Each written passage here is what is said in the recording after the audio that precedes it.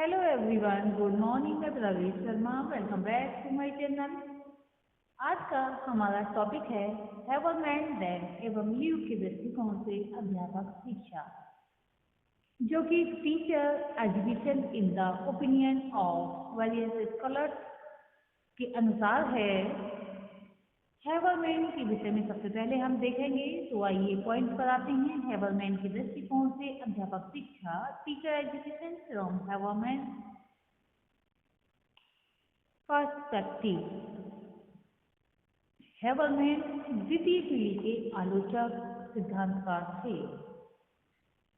इनका जन्म वर्ष 1929 में जर्मनी में हुआ था। हैवरमैन Frankfurt institute for social research के संस्थापक सदस्य थे। हैवरमैन के मुख्य सिद्धांत सामान्यतः पारस्परिक संचार एवं सार्वजनिक मंडल पर आधारित हैं। हैवरमैन को विश्व के श्रेष्ठ चिंतकों में शामिल किया जाता है। हैवरमैन की रचनाएं कांट द्वारा प्रभावित बताई जाती हैं। हैवरमैन के ज्ञान अनुसार ज्ञानोदय एक अपूर्ण परियोजना है। उनका तर्क है इस विषय में कि इस अपूर्णता को दूर किया जाना चाहिए और इसका पूरक होना चाहिए। इसका परित्याग करना सर्वथा उचित नहीं है, यानी कि ठीक नहीं है। उन्होंने समाजशास्त्र के अंदर सामाजिक विकास और आधुनिकीकरण का एक व्यापक सिद्धांत प्रस्तुत किया, जिसमें एक ओर संचार तर्कसंगतता और तर्कसंगतता के बीच अंतर और दूसरी ओर रणनीतिक अर्थात बाहरी तर्कसंगतता और युक्तिकरण था। हैवरमैन का शिक्षा और शिक्षक के प्रति दृष्टिकोण, अथवा ये कहें कि हैवरमैन का शिक्षक और शिक्षा का दृष्टिकोण, हैवरमैन approach to teacher and education. हैवरमैन शिक्षक और शिक्षा को अलग अलग दृष्टिकोण से परखने की कोशिश करते हैं। उनका मानना है शिक्षकों के पास एक पाठ्यक्रम होता है, करिकुलम होता है, जिसका वह व्यापक अध्ययन करता है। शिक्षण कार्य को संपन्न करने हेतु पाठ्यक्रम का अध्ययन करना अनिवार्य माना जाता है। मान्यताएं, रुचियां, ऐतिहासिक एवं दार्शनिक दृष्टिकोण शिक्षक शिक्षा में सुधार को बढ़ावा दे सकती हैं। एक परंपरावादी वैचारिक, अनुभववादी और पाठ्यक्रम के पुनर्रचनावादी दृष्टिकोण अध्यापकों की इच्छा सिद्धांत की अवधारणाओं और शिक्षण के मॉडल की जांच करने हेतु एक रूपरेखा प्रदान करता है कि सेवा पूर्व, यानी कि इससे पहले बताना उचित होता है, जो अध्यापक शिक्षा कार्यक्रम को रेखांकित करता है। हैवरमैन का मानना है, यानी कि हैवरमैन ये मानते हैं कि सेवा पूर्व एवं सेवारत, यानी कि सेवा से पहले, यानी जब जॉब नहीं लगी है उससे पहले, और सेवारत, सेवा जो कर रहे हैं जॉब के दौरान, कार्यक्रमों में अध्यापक निर्णय लेने की भूमिका पर पुनर्विचार के बारे में अधिक से अधिक संवाद को प्रासंगिक मानता है। हैवरमैन का मानना था कि ज्ञान केवल कार्योन्मुख होता है, ज्ञान मानवीय इच्छा से पूरी तरह स्वतंत्र है, ये सिर्फ सुझावों पर आधारित होता है, यानी कि किस प्रकार के सुझाव दिए जा रहे हैं उसी पर आधारित होता है। हैवरमैन के अनुसार ज्ञान सैद्धांतिक प्रभावों से लिया जाता है। सैद्धांतिक प्रभाव केवल संकल्पित तथ्यों को प्रदर्शित करते हैं। गलत सोच की धारणा के विरुद्ध, यानी कि जो भी गलत सोचा जाता है और जो धारणा बना ली जाती है के विरुद्ध उन्होंने सावधान किया कि सिद्धांत मानव अधिकार से स्वतंत्र भी हो सकता है, यानी कि जो मानव ने अधिकार रूप में मान लिया है उससे स्वतंत्र भी हो सकता है। ज्ञान, सांविधिक और तर्क वितरक के बीच विशिष्ट संबंधों की जांच करने हेतु हैवरमैन ने 3 प्रक्रियाओं को बताया है। ज्ञान सर्वाधिक इच्छा की कोर संकल्पना प्रस्तुत की है, जो दार्शनिक तर्क का समर्थन करता है। उन्होंने दार्शनिक मॉडल का विकास किया, उसमें बहुलतावादी मॉडल भी एक है जो मानवकर्ता के दृष्टिकोण को प्रस्तुत करता है। हेबरमैन ने यथार्थवाद का पक्ष लेते हुए इसका बचाव किया। ज्ञान एवं मानव इच्छा तथा संचारीयकर्ता के मध्य संबंधों को दर्शाते हुए हेबरमैन ने इसे दार्शनिकता से जोड़कर देखा। दार्शनिक एवं सामाजिक विज्ञान का संयुक्त विश्लेषण करते हुए हेबरमैन ने 3 प्रमुख लक्ष्य निर्धारित किए हैं। ये लक्ष्य हैं निरूपण, निर्देशन एवं व्यवहारिक। सैद्धांतिक सामाजिक विज्ञान एवं आधुनिक समाज के मध्य आपसी संबंधों को दर्शाने के उद्देश्य से हेबरमैन ने संचारीय कार्य के सिद्धांत एवं ज्ञान व मानव इच्छा के विचारों को विकसित किया। अब हम देखेंगे डेंग एवं ल्यू के दृष्टिकोण से अध्यापक शिक्षा, teacher education from Deng and Liu. अध्यापक शिक्षा के अध्ययन में डेंग एवं ल्यू ने भी अपना अनुभव विस्तृत किया है। डेंग ने अध्यापक शिक्षा के अध्ययन के अंतर्गत माना कि अध्यापक पाठ्यक्रम विषय वस्तु का ज्ञान के बिना वह कुशल शिक्षक की भूमिका नहीं निभा सकता। उन्होंने अध्यापक शिक्षक को पाठ्यक्रम विषय वस्तु की समझ के सुधार का केंद्र बिंदु माना है। डेंग का मानना है कि अध्यापकों में गुणवत्ता तभी आ सकती है जब अध्यापक को पाठ्यक्रम की पूरी समझ हो, जबकि सुलमेन ने शैक्षणिक विषय वस्तु के ज्ञान को अध्यापक के अध्ययन या अध्यापन के लिए आवश्यक बताया है। एक बार फिर से इसको क्लियर कर देते हैं। डेंग मानते हैं कि अध्यापक को पाठ्यक्रम की पूरी समझ होनी चाहिए, परंतु सुलमेन मानते हैं कि विषय वस्तु अर्थात कंटेंट जो भी है उसका ज्ञान अध्यापक को होना आवश्यक है। एक बार ये भी बता देना आवश्यक हो जाता है कि डेंग जो है सिंगापुर से रिलेटेड है। अब हम देखेंगे नेक्स्ट पॉइंट में डेंग के विचार की रूपरेखा, डेंग आइडियाज आउटलाइन। डेंग के विचार की रूपरेखा सुलमेन की संकल्पनाओं से प्रभावित है। डेंग और ल्यू का मानना है कि स्कूली शिक्षा निश्चित रूप से शैक्षणिक उपक्रम के निर्माण में प्रमुख भूमिका निभाती है। साथ ही शैक्षणिक कल्पनाओं के द्वारा निर्मित शैक्षणिक उपक्रम शैक्षणिक अंतः की ओर अग्रसर होते हैं।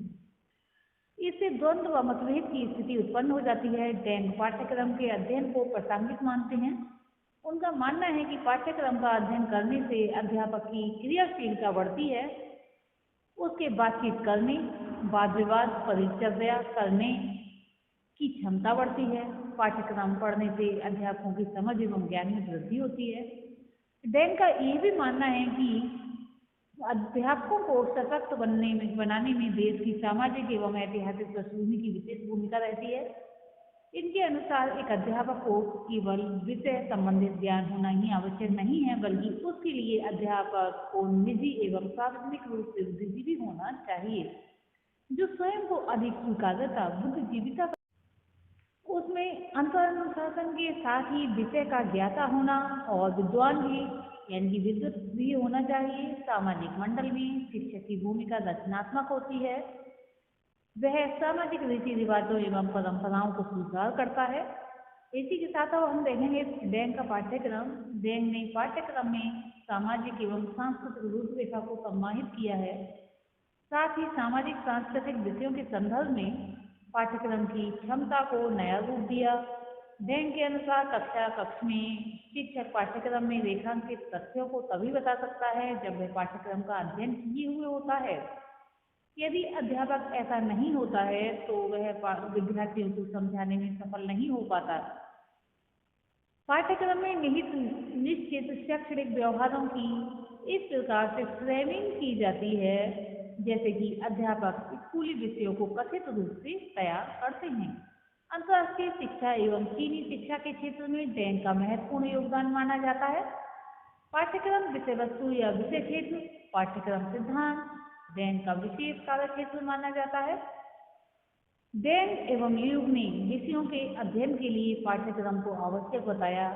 साथ ही अपने सिद्धांत में बताया कि अध्यापक में पाठ्यक्रम को समझने एवं जानने की क्षमता होनी चाहिए।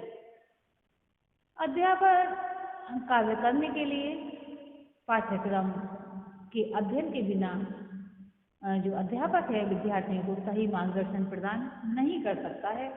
डेन एवं लियू विद्यालयी पाठ्यक्रम को बहुआयामी स्वरूप प्रदान करने के पक्षधर थे एवं दृढ़ एवं मजबूत पाठ्यक्रम ही अध्यापक एवं विद्यार्थियों को आपस में जोड़े रखता है।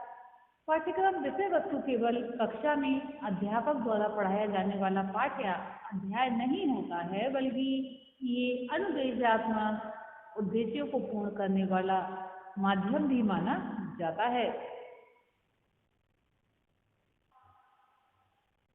इस प्रकार से हमने डेंग एवं लियू के तथा हेवरमैन के दृष्टिकोण देखे। साथ रूप में इसको हम बताएंगे फिर से।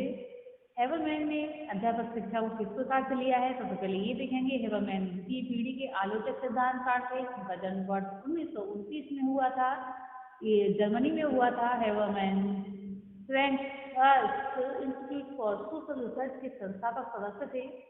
हेवरमैन के मुख्य सिद्धांत सामान्यतः परस्पर संचार एवं सार्वजनिक मॉडल पर आधारित हैं, मंडी पर आधारित है, ये कहना चाहिए। हेवरमैन को विश्व के श्रेष्ठ चिंतकों में शामिल किया जाता है और हेवरमैन की रचनाएं कांट द्वारा प्रभावित बताई जाती हैं।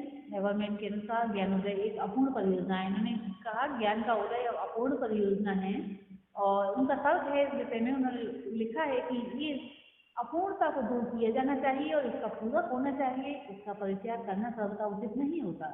उन्होंने समाज शास्त्र के अंदर सामाजिक विकास और आधुनिकीकरण का एक व्यापक सिद्धांत प्रस्तुत किया। उसमें एक ओर संचार तर्कसंगतता और तर्कसंगतता के बीच अंतर और दूसरी ओर रणनीतिक अर्थात बाहरी तर्कसंगतता और युक्तिकरण भी शामिल था। हेवरमैन ने कहा है कि ज्ञान सैद्धांतिक प्रभावों से लिया जाता है। सैद्धांतिक प्रभाव केवल संकल्पित तथ्यों को प्रदर्शित करते हैं। गलत सोच की धारणा के विरुद्ध उन्होंने सावधान किया और सिद्धांत ये किया कि सिद्धांत मानव अधिकार से स्वतंत्र भी हो सकता है। ज्ञान सांविधिक और तर्क के बीच विशिष्ट संबंधों की जांच करने हेतु हेवरमैन ने जो है 3 प्रक्रियाएं बताई। ज्ञान सर्वाधिक या सांविधिक इच्छा के माध्यम से कोई भी कर्ता वैश्विक दृष्टिकोण को आसानी से समझ सकता है या समझ जाता है। हेवरमैन ने ज्ञान सांविधिक इच्छा की जो है कोर संकल्पना प्रस्तुत की जो दार्शनिक तर्क का समर्थन करता है। उन्होंने दार्शनिक मॉडल का विकास किया, यानी दार्शनिक मॉडल का विकास किया जिसमें बहुलतावादी मॉडल भी एक है जो मानवकर्ता के दृष्टिकोण को प्रस्तुत करता है। हेवरमैन ने यथार्थवाद का पक्ष लेते हुए उसका विचार किया। ज्ञान एवं मानव इच्छा तथा संचारीकर्ता के मध्य संबंधों को दर्शाते हुए हेवरमैन ने इसे दार्शनिकता से जोड़कर देखा। दार्शनिक एवं सामाजिक विज्ञान का संयुक्त विश्लेषण करते हुए हेवरमैन ने 3 प्रमुख लक्ष्य निर्धारित किए जो इस प्रकार से हैं: निरूपण, निर्देशात्मक एवं व्यवहारिक। अब इसी के साथ हम देखेंगे डेन का संक्षिप्त सार। डेन ने पूरे पाठ्यक्रम को ही अध्यापक के लिए अनिवार्य बताया है। उन्होंने अध्यापक शिक्षक को पाठ्यक्रम विषय वस्तु की समझ के सुधार का केंद्र बिंदु माना है। उनका मानना है कि गुणवत्ता अध्यापकों में तभी आ सकती है जब अध्यापक को पाठ्यक्रम की पूरी समझ हो। जबकि सुलमेन ने शैक्षिक विषय वस्तु के ज्ञान को अध्यापक के अध्ययन का या फिर अध्यापन के लिए आवश्यक बताया है। परंतु डेन और लिव यही मानते हैं कि पूरे पाठ्यक्रम की समझ होनी चाहिए, क्योंकि सभी पाठ्यक्रम के जो विषय होते हैं एक दूसरे से रिलेटेड होते हैं और कभी कभी ऐसी समस्या आ जाती है कि ऐसा टॉपिक बताना पड़ता है जो कि विषय से थोड़ा अलग हटकर होता है। अगर पाठ्यक्रम के विषय में अध्यापक को जानकारी है तो बालक के जो प्रश्न उठ रहे हैं उनको शांत कर सकता है। अगर अध्यापक को पाठ्यक्रम के विषय में जानकारी है ही नहीं तो बालक की जिज्ञासाओं को कभी भी शांत नहीं कर सकता है। उनका मानना है कि पाठ्यक्रम का अध्ययन करने से अध्यापकों की क्रियाशीलता बढ़ती है, उनकी बातचीत करने, वाद विवाद यानी परिचर्या करने की क्षमता बढ़ती है। पाठ्यक्रम करने में यानी पाठ्यक्रम पढ़ने से अध्यापकों की समझ एवं ज्ञान में वृद्धि होती है। आज के लिए इतना ही, धन्यवाद।